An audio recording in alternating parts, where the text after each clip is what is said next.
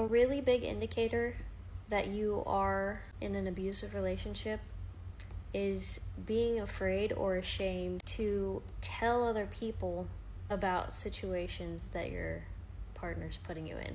Like they treat you a certain way and you don't feel like you can tell anybody about it because they're either going to judge you for being with that person, or you don't want them to hate your partner, so you just don't tell. Being afraid or ashamed to tell your best friend how your partner is treating you is not a good sign.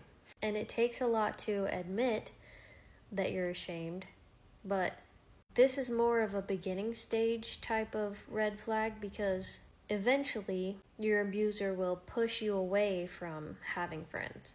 So if you still have a friend that you talk to about everything and you feel like you can't talk to him or her about your relationship, it's probably not a healthy relationship.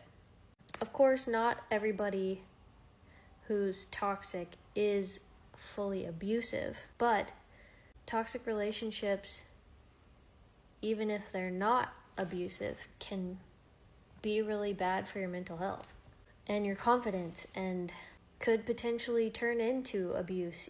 Even if you don't think they would ever actually hurt you, abuse is not just physical. So, if you're in that position and you are afraid or ashamed to let your family know how your partner treats you, it's probably a good idea to go ahead and find your way out of that relationship. Or if you've ever found yourself asking your partner to be nice to you or act a certain way because you're about to be around certain people, if they're not nice to you just because they want to be, it's not a good thing. It seems so insignificant, but the fact that it will keep getting worse, especially if they're actually narcissistic, there's no fixing that. It's just gonna keep getting worse.